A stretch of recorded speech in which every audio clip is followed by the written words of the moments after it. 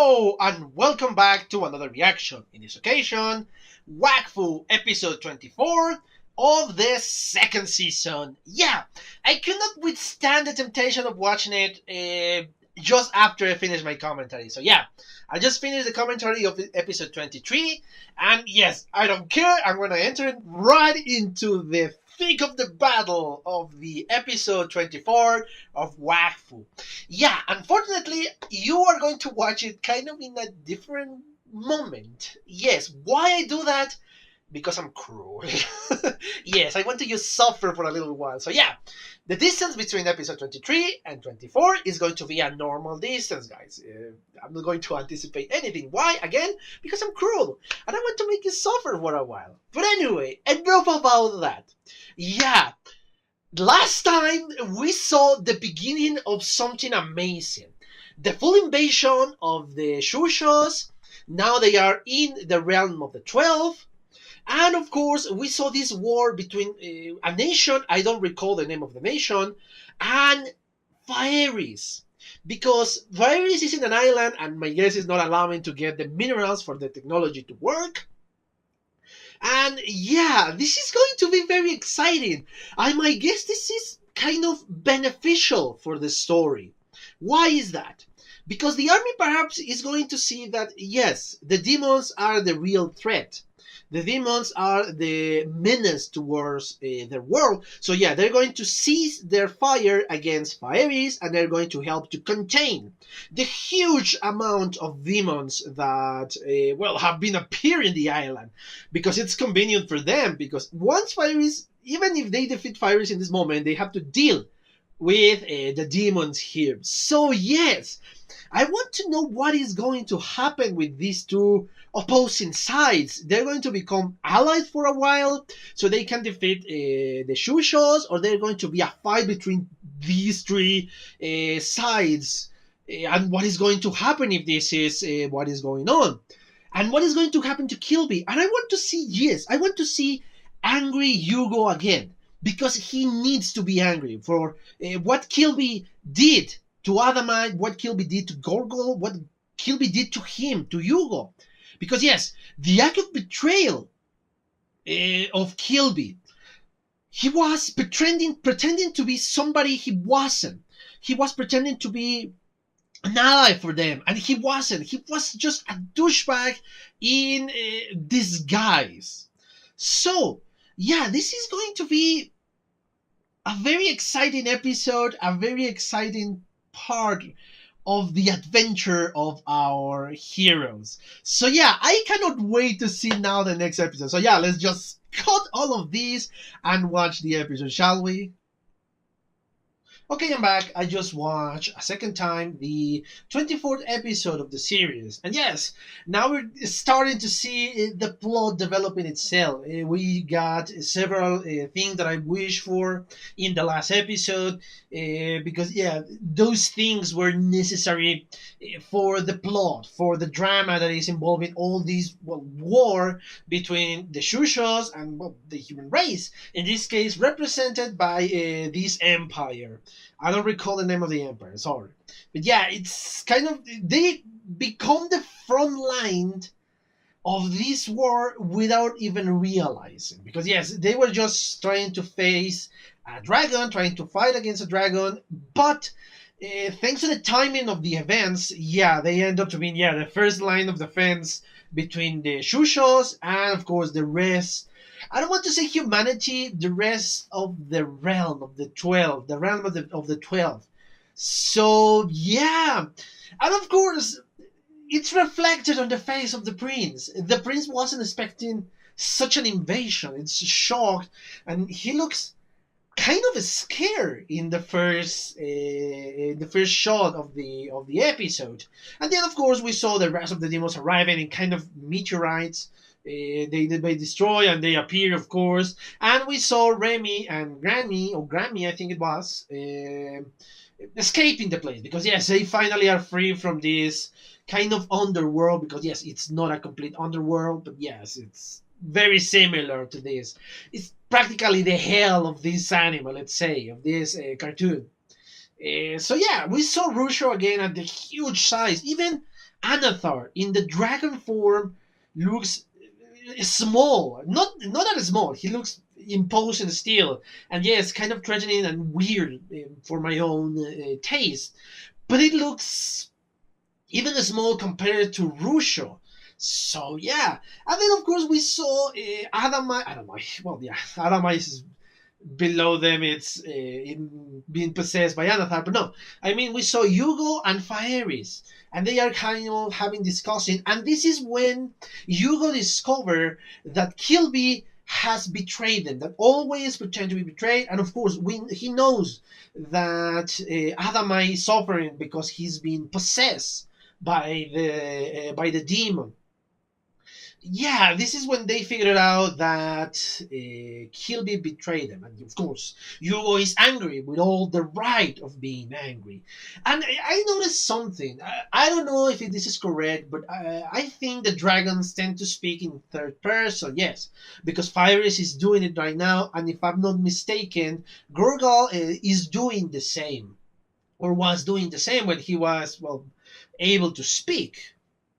So, yes, this is an interesting notion. I know it doesn't have much to do with the action that we're seeing here, but I don't know. I think it's an interesting bit of information to give. Of course, we know that he is guarding the Dofus of Kilby and Shinonome. Actually, Shinonome is inside of the Dofus, of course.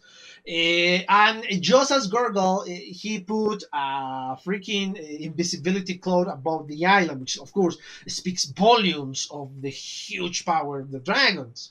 But of course, in this case, Anathar starts to attack Faeris. Yeah, it's imposing the size, the huge size of this possessed dragon. I don't know if that is the normal size and is the biggest one, is the biggest dragon of them all, of the six, or is because he's been possessed. That is my doubt. Again, it's very unsettling, very weird looking dragon. Yeah, it looks threatening as hell, as it should be. It's a dragon, but it looks weird thanks to the amount of eyes it has. And this is when kind of the animation, I don't know why, but it feels weird in this moment.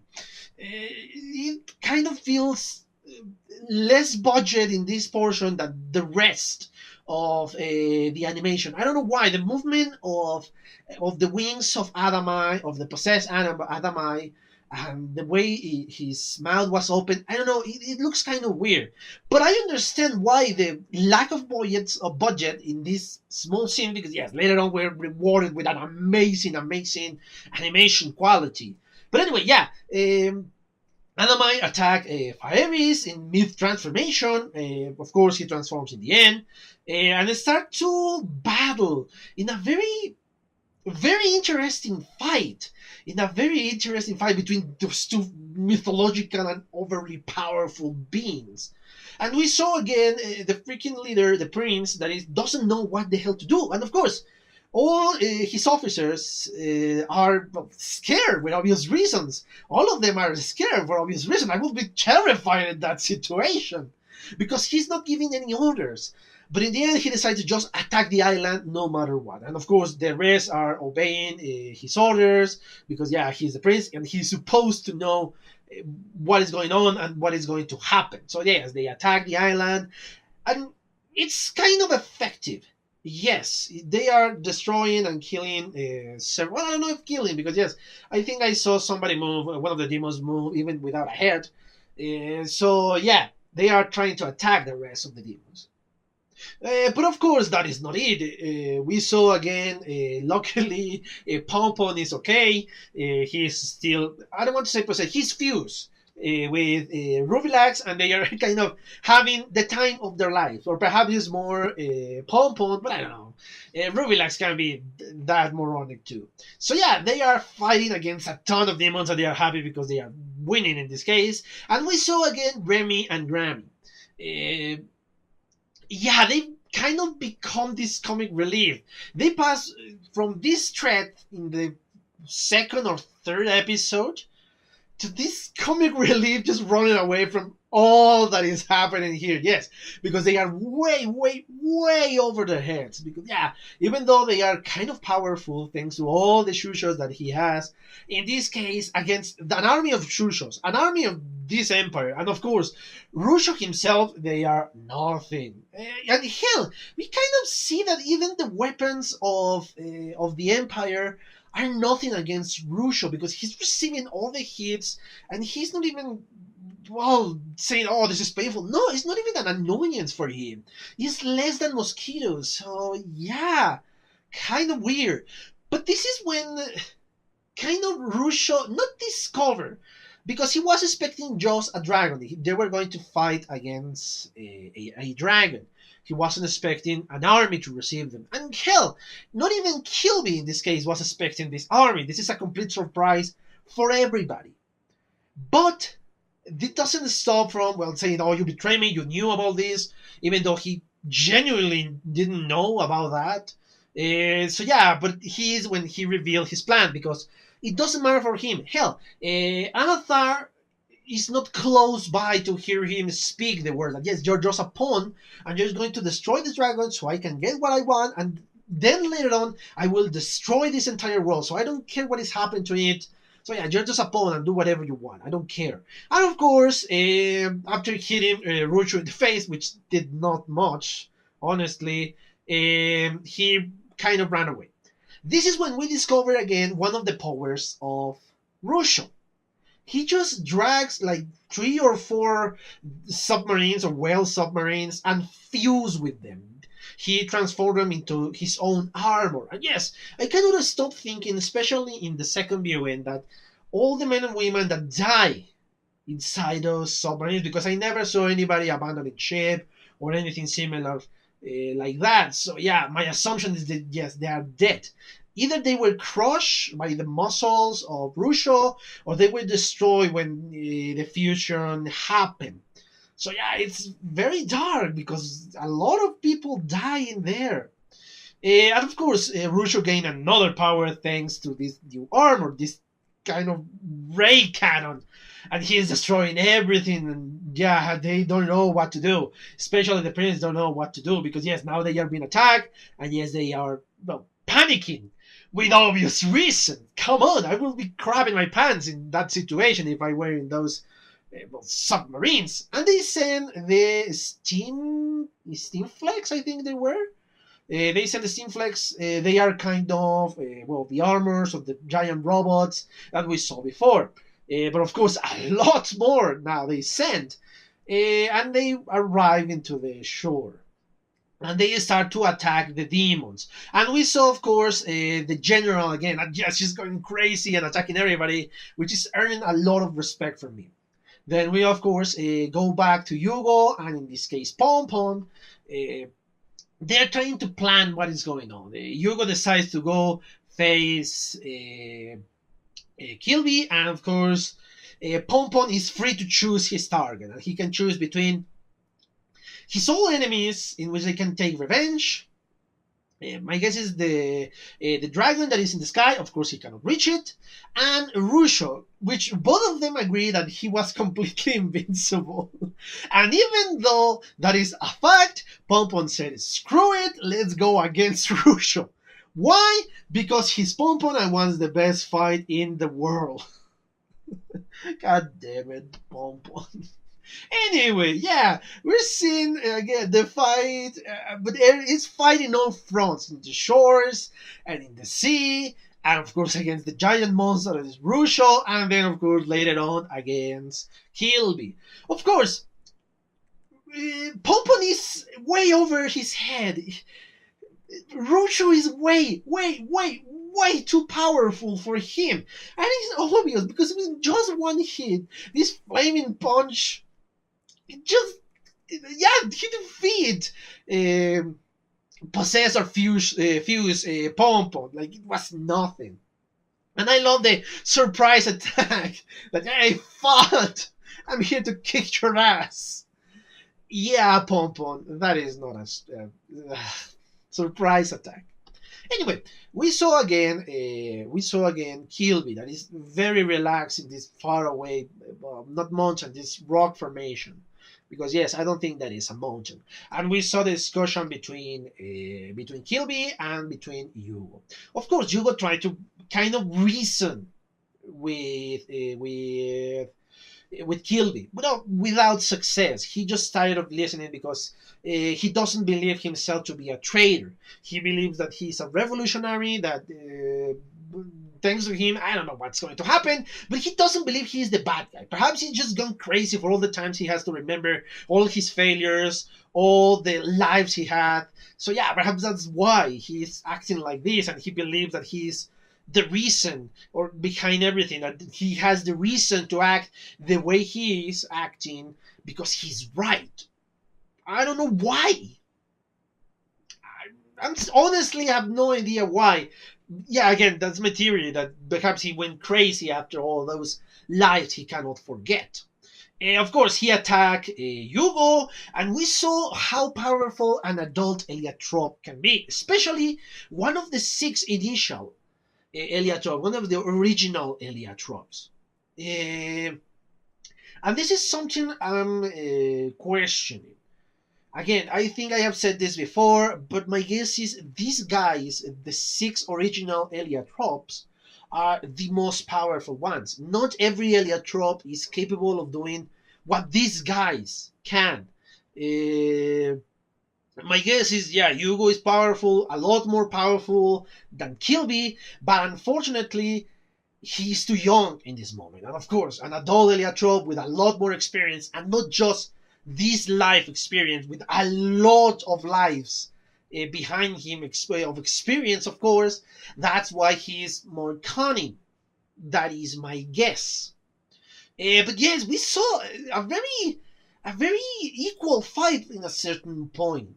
But of course, thanks to the Elia Cube and thanks to his experience, Kilby is able to well defeat for a while Hugo. That yeah, Hugo is again just a kid, perhaps a teenager at tops. But yeah, against an adult, it's understandable why he's having so much problems.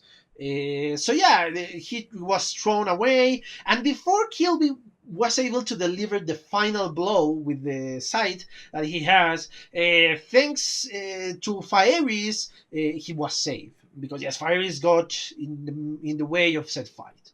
Yeah, and this is when I discover something else. But yes, first of all, Fieris destroy the arm of Kilby.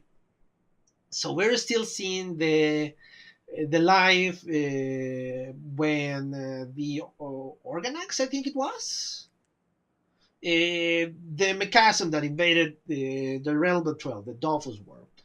And of course, not only that it was Hugo, it didn't send him because, well, they tried to protect him. No, they sent him there as a punishment. Because if he died, he will have revived alongside with the Dolphus of his sister. So that's why they separate them and send him to this, well, dimension without time and without space. But not only that, this is something very impactful, and I don't know if my impact was seen that much during my reaction, but this is the moment that we discover that the attack of the Mechasm, the war against them, was, yes, it started thanks to this bastard, thanks to Kilby. So thanks to Kilby, millions of Eliatropes die. Why? Perhaps because he's crazy, but just how crazy you have to be to start a war against anybody. How crazy you have to be to do something as awful as that. How mentally sick you have to be.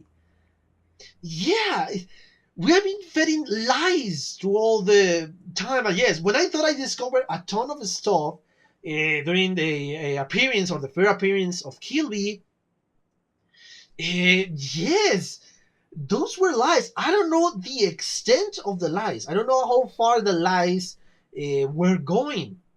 But we now know that there were a ton of lies there. So yeah, it is very impactful. But unfortunately, we cannot dwell much in that because, yeah, Anathar arrive and they start to attack Fieris. And again, it's a very, very, I don't want to say real, very, I don't know, ruthless fight. Because yes, it's spectacular, but not in the way of not being believable. Yes, of course, we saw. It's kind of weird for me to say that. Yes, it's a fight between two giant dragons is believable. What I mean by that is you can feel the emotions coming out of the fight. You can feel that this is not just a choreographic fight that again, sorry to take a hit towards the Star Wars prequels, but yeah, those fights, most of the fights were way too choreographed to be believable. That's why it felt short, even though they have very choreographed, they have better special effects. They felt less real than the original trilogy of Star Wars. This is similar to the original because you feel that they hate each other, that they want to kill each other, that they want to destroy each other. So that's why I enjoy these fights.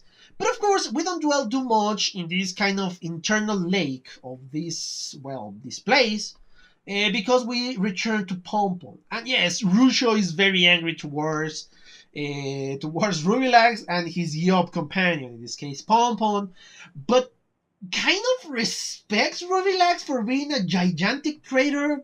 It's kind of weird to hear this speech, but of course, Rubilax doesn't care anymore. He is willing to fight, but of course, Rusho is way too powerful. And just before it was about to hit the final blow, we saw something amazing. And yes, I only saw the foot of the master, but that was enough for me to know that yes, this is the master in action.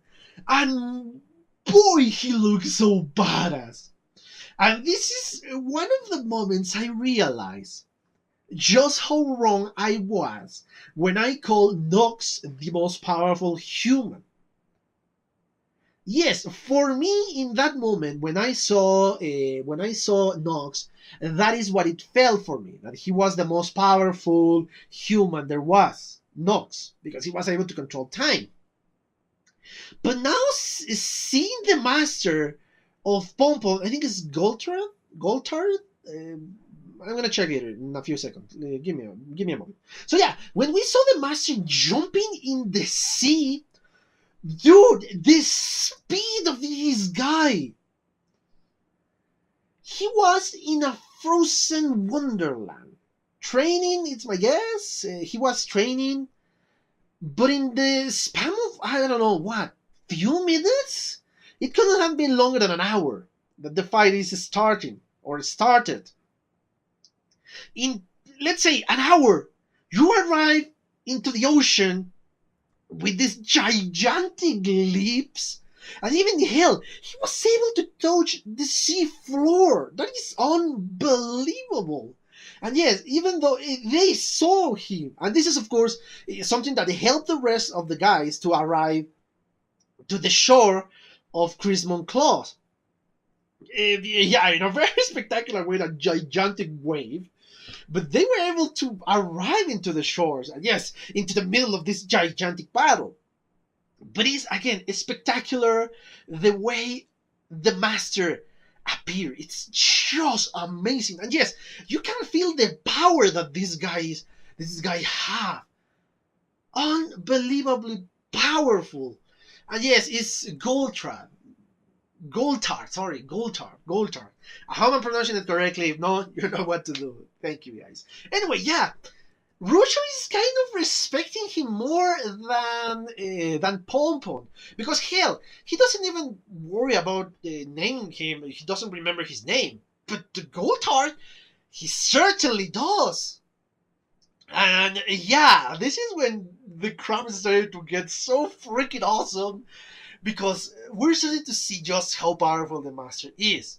The fight starts, and of course, Rusho respects the master so much that even he has to bring a weapon. In this case, a gigantic hammer. So yeah, they start to attack, and I mean Goldthread and of course Pompon. They start to attack, and it's very spectacular. It's amazing the way the master moves, how agile he is, and how powerful both of them are. I don't know if it's thanks to the strength of both, of most of the strength is given by the master, but they are able to hold the freaking hammer for a while. And yes, of course, in the end, they were kind of crushed by Rusho. I don't think this is over. I don't think that this is what is going to kill the master or is going to kill Pompon again. But of course, we're not dwelling in that. We are going back with the rest of the Brotherhood of Tofu. And the first one to disembark is, of course, Evangeline. He's ready to defend her friends, in this case, Hugo and, of course, Pompon. She's urging the rest to go. Yes, we need to go. We need to go. But of course, the rest don't want to go because, yes, it's pretty dangerous. And of course, they say, okay, no, no, yes, he is correct. She's angry because, come on, Hugo and Pompon need us. So let your ass over here. And yes, the first one to react is Cleo Fee. And because they were going for Pompon. My guess, she kind of has a crush on Pompon. That is my guess. Perhaps I'm right, perhaps I'm wrong. I don't know exactly, but yeah, she started to take action immediately when Pompon was mentioned. Yeah. So yeah, other thing I want to mention is the face that Evangeline is doing in this moment. Yeah, I know it takes away from the dramatic moment, but yeah, it's so funny. Anyway, they start to, well, one of them starts to disembark, but the boat is being destroyed. One of the cannons aiming to the beach general, it just destroy the boat. Of course, Amalia is going to do something about it, and she goes towards the main submarine. The rest are kind of hiding away, and my guess is Cleophile and Evangeline are going to get closer to Pompon to help him, or what they believe is closer to Pompon. We saw a little bit comic relief, but not much. But of course, we're starting to see the war that, yes, your previous enemies, because, yeah, the kind of soldiers before were kind of the enemy, are your former friends, your new friends, because, yes, you're on the same side and you need to destroy these demons. The general started to acknowledge that, and yes, a good shot, and they continue to fight alongside with Evangeline. We don't see Cleophile for now, but I want to see what is the rest is going to happen. Of course, we saw Amalia that she arrived to the main submarine, kind of whale, and she's, well, restrained for a while. That she had, how the hell did you get here? How everybody can get in here? But it doesn't matter. She really gave a better strategy that instead of focusing your fire on the beach, you can damage, of course, your own troops, or in this case, her friends. Why don't focus your cannons into the entry? The portal of the other dimension. Why don't you focus there? And you're going to diminish the amount of soldiers that you're going to receive, and your soldiers can destroy those who already arrived. And of course, the friends are going to be fine. And that's exactly what they are doing. A great strategy from Amalia, which sincerely, I wasn't thinking about that strategy. So kudos for that. We return to the inside of the island. And this is when the things are getting important, getting dangerous. Because, yeah, Kilby is still very skillful. He knows what to do. And he is attacking Fieris. But luckily, Fieris had enough time to awaken some of the powers that will took Hugo years and years to develop and master, of course. We still, in this moment, don't know which powers are those, but unfortunately, Kilby arrives and starts to attack. And not only that, he arrives alongside with Adamite, or the possessed Adamite. Because yes, if it was just Kilby, I don't think he was a challenge for Fieris. He is way too powerful. From what I have seen, he is way, way, way too powerful. But unfortunately, the possessed Adamite is very, very strong. Uh, we saw a little bit of a struggle here, but thanks to a power that looks pretty freaking awesome, especially when he just put his face in the air, start to attack with this ball of energy for them to have enough time to run away for a while, and my guess is explain some things to Hugo. Yeah, that's what happened. And this is when we discovered that Kilby lied about a lot of stuff in the background story that he gave us.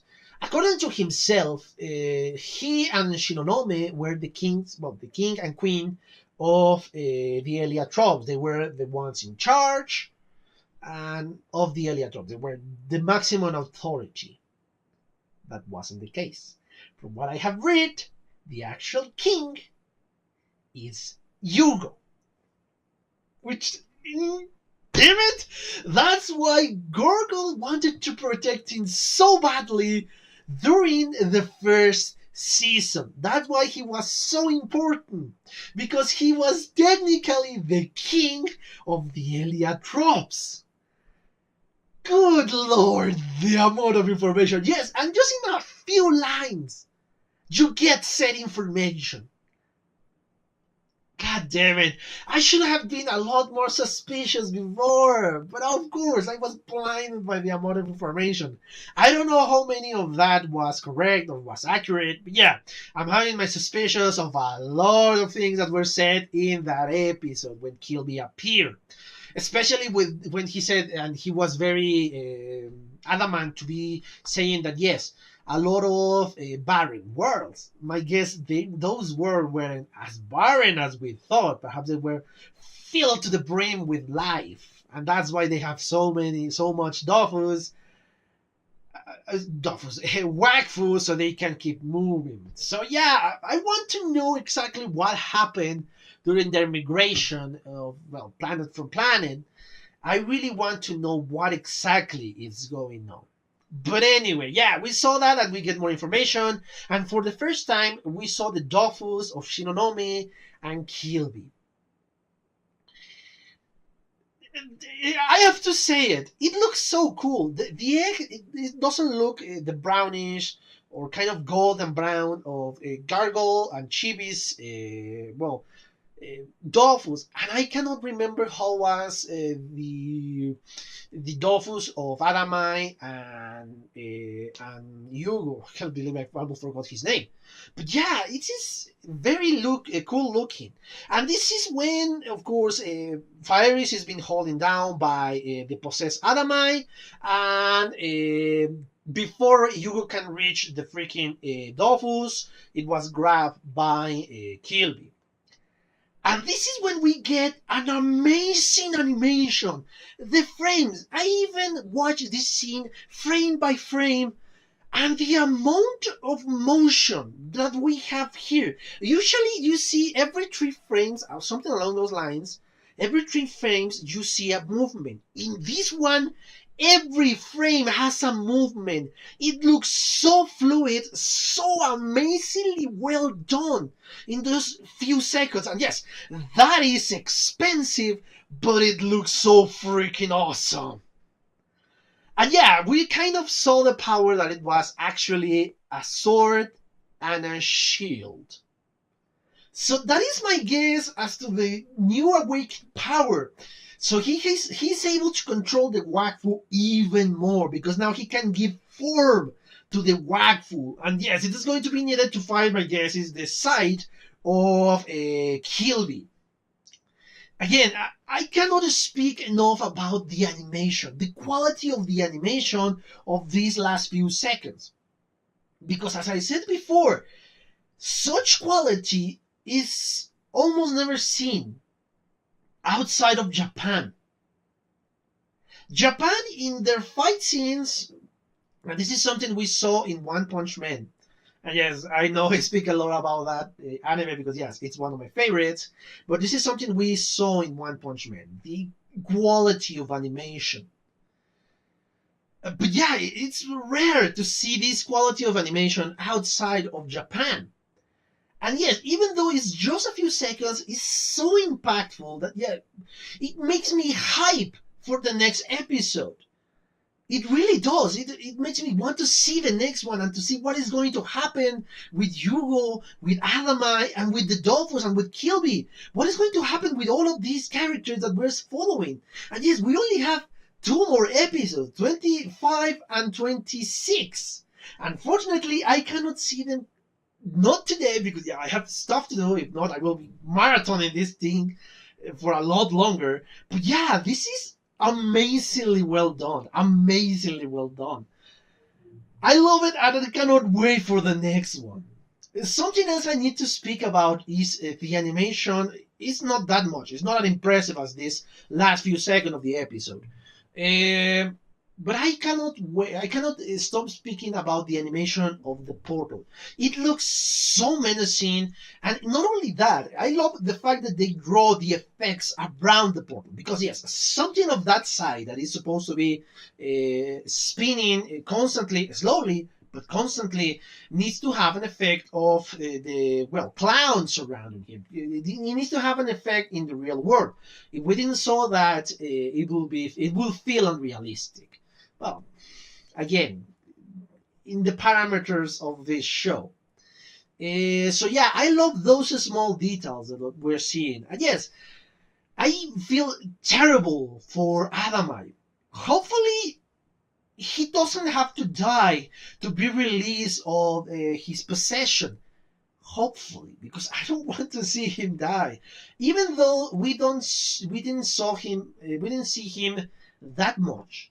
I kind of feel attached to him, especially because he's genuinely tried to stop Kilby, even though he has a huge disadvantage. Because, yeah, he discovered the betrayal way too late, when he was just in the place that Kilby wanted. So, yeah, hopefully we're going to have a happy ending for Adamai. I'm not holding my breath for that because, yeah, what happened in the last season, it was awful. So yeah, and yeah, I kind of see why you believe that the Bastard of Pompon is amazing. I've just seen a few moments, yeah, I share that thought now. But anyway, I think I have spoken about this in the last, not in the last few minutes I've been speaking about this episode. But yeah, I think I have spoken about this. I exhausted the topic of this episode. I hope you enjoy it. And the only thing I have to say is thank you for your comments, your likes, reviews, and your subscriptions. If you want to be a subscriber, click on the button for subscription and on the bell so you can get notifications. Okay, I hope you enjoyed that video, and yes, thank you so much for your attention, guys. And as always, if you want to leave a comment, that will help me a lot more. If you want to give me a like, that will help me even more to get on the top of the recommendation for YouTube. And if you want to share this video, that will help me even more. So yeah, thank you so much, guys. Thank you so much, guys, for your attention. I hope you enjoyed the video, and yeah, see you in the next one. Bye.